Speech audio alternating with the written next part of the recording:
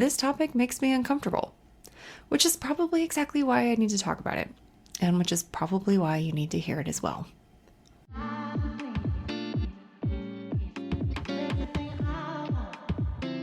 You're listening to Speak Mother, a podcast about reclaiming your voice, your identity, and your truth inside modern motherhood.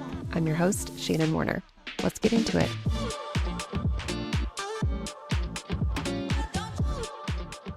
Hello, friends. Welcome back to the podcast. I'm so glad you're here. Today, we're continuing our exploration of On Our Best Behavior, The 7 Deadly Sins, and The Price Women Pay to Be Good by Elise Loehnen. As I've mentioned before, you absolutely don't need to have read the book or the specific chapter to be part of this conversation. We're using the book as a jumping off point to examine our own experiences and conditioning. And today we're talking about lust. And I'm going to be completely honest with you. This topic makes me uncomfortable, which is probably exactly why I need to talk about it, and which is probably why you need to hear it as well. I've been putting this episode off. I've found several reasons to dance around and do other topics and have guests on, because talking about lust, about desire, about women's sexuality and pleasure, it feels vulnerable in a way that talking about money or rest or pride does not. And I realize that discomfort, that's the conditioning that we're going to unpack. Because when a topic makes us squirm, when we want to look away, when we feel shame just thinking about it, that's usually where the most important work lives. So here we are, talking about lust. And before you think this is going to be some explicit conversation about sex, it's not. Well, not entirely, because lust, desire, wanting things, it's so much bigger than just sexuality, though that is part of it too. Let me start with what Elise points out in this chapter and what I think is at the heart of it all. Women have been taught to be objects of desire, not subjects with desires of our own. We're supposed to be the thing that's wanted, not the thing that wants. Let's think about that for just a second. How early did you learn that your value was tied to being desirable to others?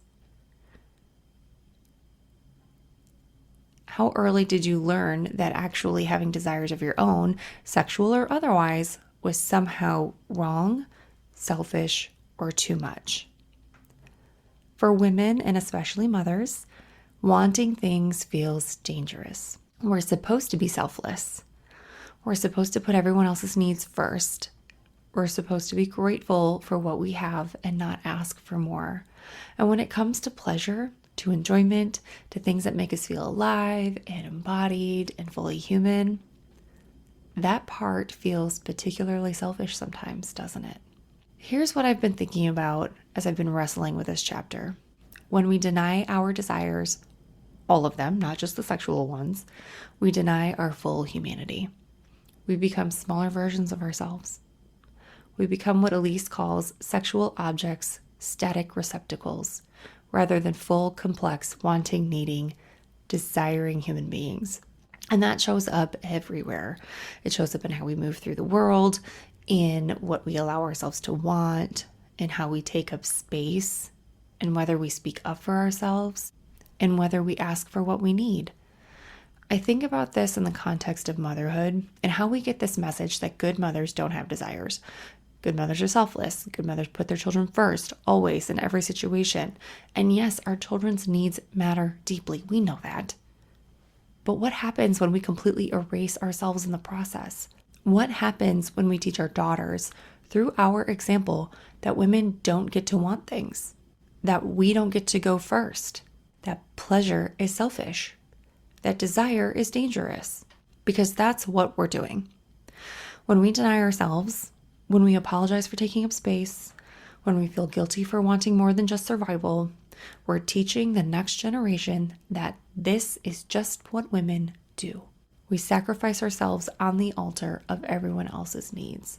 Elise talks about how the cultural narrative has framed women's desire as dangerous for centuries, how religious interpretations have taught us that sexual awareness, that wanting things, that pleasure itself is somehow sinful. and how that narrative has been particularly weaponized against women. But here's what I keep circling around. If our desires are so dangerous, if our wanting is so threatening, what does that tell us about the power we actually have? What does it tell us about what we might be capable of if we stopped apologizing for taking up space? The chapter talks about body literacy, how many of us have been taught so little about our own bodies, our own pleasure, our own needs. We're supposed to be intuitive about everyone else's needs, our children's, our partners, our families, maybe even our toxic bosses. But when it comes to our own bodies, our own desires, our own pleasure, we're supposed to be ignorant. We're supposed to not know what we want. And how many times have you caught yourself saying that? I don't even know what I want. I don't even know what I like. We see it everywhere. Women can tell you exactly what everyone else in their family needs for dinner, but who can't tell you what they actually want to eat? Women who know their children's schedules by heart, but have no idea what brings them joy. Women who are experts at reading everyone else's moods, but who are completely disconnected from their own bodies, their own needs, their own desires. This isn't just about sex, though that is part of it. This is about the full spectrum of human desire. This is about wanting experiences, wanting growth, wanting pleasure, wanting joy, wanting to feel alive in our own bodies, in our own lived experience. Because when we disconnect from our bodies, when we avoid our bodies, as Elise puts it, we're avoiding the beauty of our humanness, the creative matter of life, and arguably the reason we're here, to experience the world through our senses, to be fully ourselves. And as mothers, that disconnection does not serve us. It doesn't serve our children. It doesn't serve anyone. When I think about my own daughters, I want them to grow up knowing that they absolutely have the right to desire things, the right to pleasure, the right to say yes to what they want and no to what they don't want, the right to take up space with their wants and needs and dreams. But how can I teach them that if I haven't learned it myself? This is where it gets uncomfortable because I recognize how much I still police my own desires, how I often talk myself out of wanting things, how guilty I feel when I prioritize my own needs, even though I've been doing the work and I know I get to go first. But sometimes those little thoughts creep in, and here comes the guilt. Even planning this episode, I kept thinking, is this too much? Will someone think this is inappropriate? Who's going to chime in to the podcast right on this episode and think I'm being selfish for talking about desire and pleasure when there are so many other things to worry about? And that right there, that's the conditioning. That's the voice that tells us wanting things is selfish, that pleasure is frivolous, that desire is dangerous. But what if it's not? What if our desires are actually information? What if our capacity for pleasure is actually a gift? What if wanting things, sexual or otherwise, is part of what makes us fully human? Elise points out that cultural narratives around submission affect how we think about our own desires. How many of us have learned to find it easier to please others than to figure out what we actually want for ourselves? I think about this in the context of marriage or partnerships. How many of us learned early that being a good partner meant prioritizing our partner's pleasure over our own, their needs over our own, their desires over our own? And I'm not saying we should become completely selfish and only care about ourselves all of the time. But what if there's a middle ground? What if we can honor their needs and our own? What if we could take care of our children and take care of ourselves? Here's what I think happens when we deny our desires. We become resentful. We become disconnected. We become smaller versions of ourselves. We didn't come here to be small.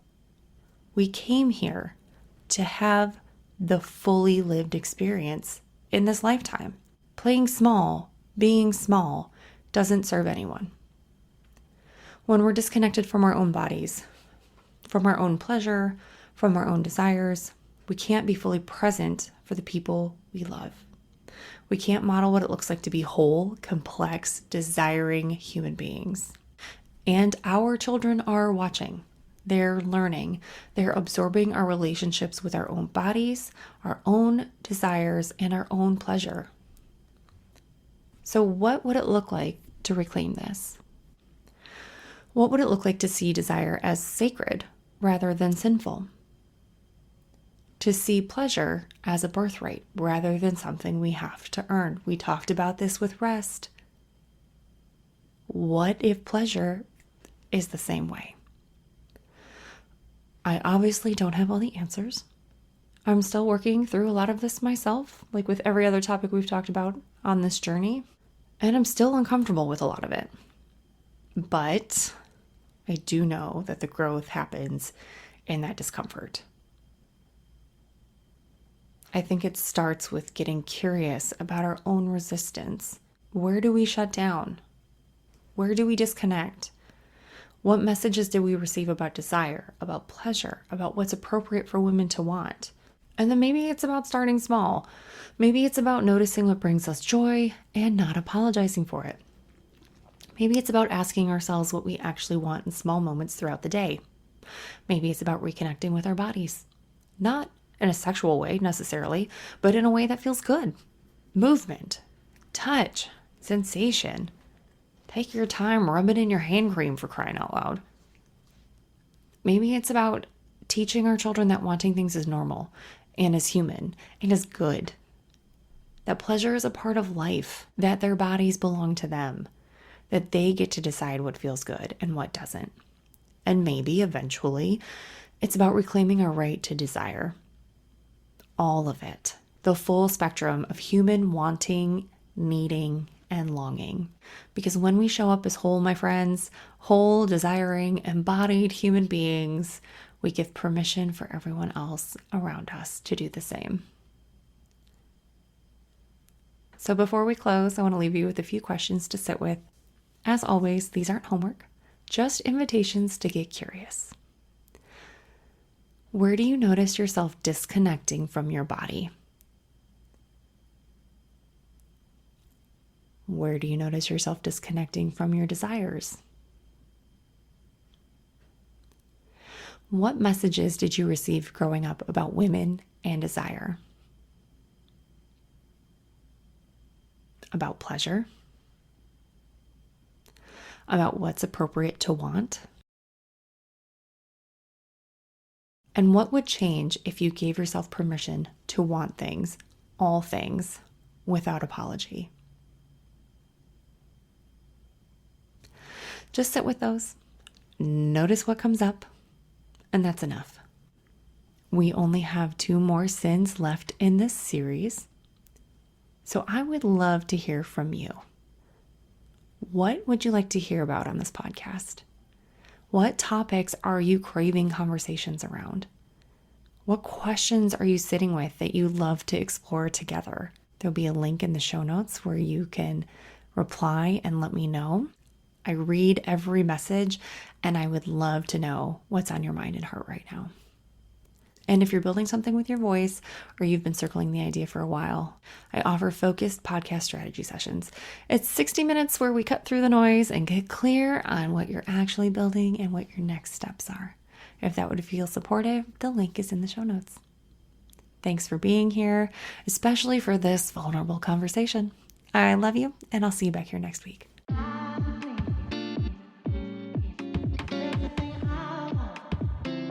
Thanks for listening to Speak Mother. If this resonated, share it with a friend, and don't forget to follow the show so you never miss an episode. Keep speaking your truth. I'll meet you back here soon.